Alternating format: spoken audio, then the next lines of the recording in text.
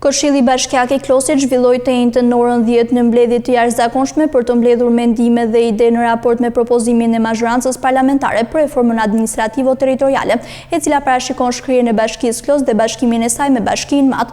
Në mbledhje morën pjesë këshilltarët Bashkiak, drejtues vendor dhe 10 banor të zonës.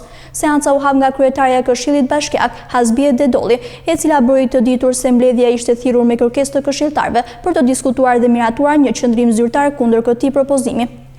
Të nderuar këshilltarë, të nderuar qytetarë, të nderuar kryetarë e Bashkisë. Po zhvillojmë sot një mbledhje jashtë rendit të ditës, të thirrur nga 1/3 e këshilltarëve të Bashkisë Klos, me shkresën 3093, protokoll datë 03/08/2026 në mbështetje të ligjit 139/2015 për vetë qeverisje vendore në 53.3 Germa B me këtë rendite. Miratimi i rendit të ditës dhe qëndrimi institucional i Këshillit Bashkiak Klos në mbrojtje të ekzistencës, integritetit territorial dhe interesit të komunitetit të Bashkisë Klos. Rendi i ditës i propozuar nga 1/3 e këshilltarëve është informim dhe debat institucional mbi propozimet e reformës administrativo-territoriale dhe ndikimin e tyre të drejtë për drejtë mbi Bashkinë Klos, shqyrtim dhe miratim i rezolutës zyrtare të Këshillit Bashkiak Klos kundër shkrirjes apo tjetërsimit të Bashkisë Klos, projekt rezoluta e bashkëlidhjes dhe kësaj kërkese, vendimarrje për përcjelljen e rezolutës pranë Kuvendit të Shqipërisë, Komisionit të Posaçëm Parlamentar për Reformën Territoriale, Këshillit të Ministrave dhe Prefektit të Qarkullëve. Miratimi i kalendarit për zhvillimin e konsultimeve publike me komunitetin, shoqërinë civile dhe grupet e interesit në çdo njësi administrative. Vendime me pasoja historike për të ardhmen e territorit dhe komunitetit tonë nuk mund të merren në mënyrë të njëanshme, pa transparencë dhe pa dëgjuar zërin e përfaqësuesve të zgjedhur vendosës. Në pritje të njoftimit zyrtar për ushtrimin e kësaj përgjegjësie institucionale, poshtë janë firmat e 1/3 së këshilltarëve. Gjatë diskutimeve këshilltarët u shprehën unanimisht kundër bashkimit me Bashkinë Mat, duke deklaruar se do të ndjekin të gjitha rrugët ligjore për ta kundërshtuar vendimin, pa përjashtuar edhe organizimin e protestave. Të nderuar këshilltarë, sot kam bërë dhe natyrisht një për të rendit ato siç mendojmë, i kam bërë me shkrim. Bazuar në projekt ligji e paraqitur për miratim në Kuvendin e Shqipërisë, kam analizuar disa nga faktet që parashtrohen aty, duke krahasuar dhe sjell argumente faktike për Bashkinë Klos, pse duhet të jetë ajo bashki. Natyrisht ne nuk kemi një dokument zyrtar, ose bashkia siç e deklarova edhe ti, nuk ka një dokument zyrtar, unë kam qenë pjesë përbërëse, apo sa antar, një ndër antarët e Komisionit Gjomar në bashkimin e komunave në atë kohë, dhe nuk mund bëhet bashkimi i komunave i bashkisë me një muj kohë, 2 muj kohë. Ato të paktën Komisioni Përparë që ka qenë star 1, star 2, kanë punuar mbi 7 muj. Kanë marrë gjithë analizën faktike të elementeve dhe unë nuk di që ka një dokument zyrtar ku thotë Bashkia Klos nuk plotson këto kritere. 1, 2, 3, 4. Dhe urdhëron zotëri, na ka kapur kriteret iku. Megjithatë, unë ju kam analizuar këtij projekt vendimi që ka këto. Dhe kush janë faktet, cilat unë mendoj që duhet të jetë bashkia. 1. Në draft liq e ri thuhet bashkia do të ketë një nën kryetar. Po përse po bëhet reforma? Vetëm për mos me pas një kryetar që të kërsen nga pak e ti një vlerë modeste, pasi vetë në kryetare do të jetë me efekt financiar. Pra në liq shkruhet vetë, pra shkruhet vetë në liq, të jetë kryetarit dhe të administron në kryetarit. Unë jemi shoqëri e cila do mos do të takojmë kryetarin. Dhe imagjinoni një kryetar në një bashki shumë të madhe, me shumë halle, ai din atij që të presë njerëzit. Pra a e marron ditën e punës saj vetëm me pritje. Po kështu e zën dhe zgjidhja. Dhe çka kemi bërë qytetarët? I kemi heq vendimarrjen. Ne patëm komunat, ndoshta dikush e merr për punë politike, por nuk e kam pjesë politike. Patëm komunat i zëvendësuar me administratorët. Ata sot marrin një fakt më shumë se i qytetarët. Cili është përfitimi? Çfarë mirë mori komuniteti? Asgjë, vetëm se i larguam shërbimin.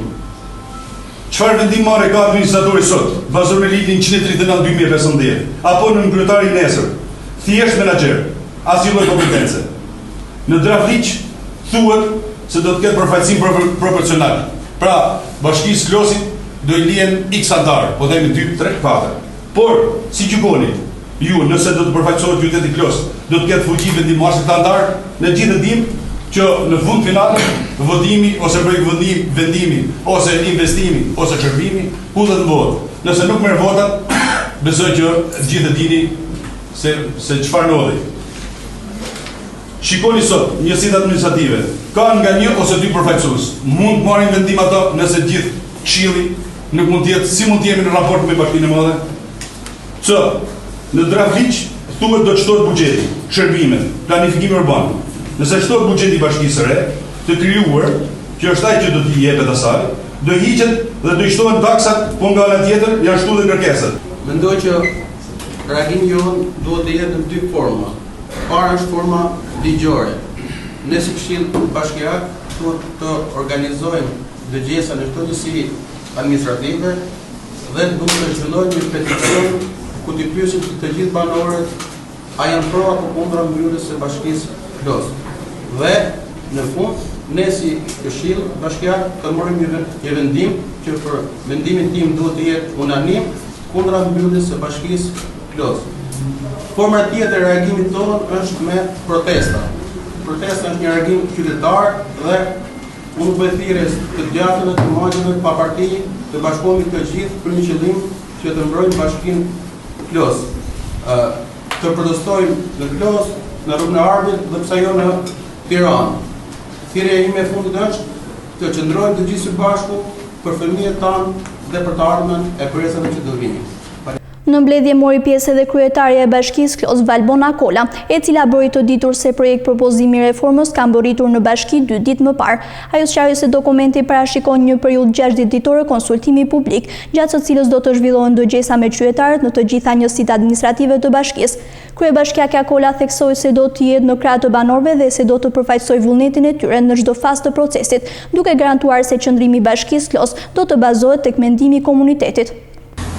Ky propozim ka një afat kohor prej 60 ditësh që do të trajtohet nga të gjithë institucionet brenda bashkisë, të cilëve u është vënë në dispozicion, ku sipas fushave përkatëse do të bëjnë analizimin e këtij propozimi.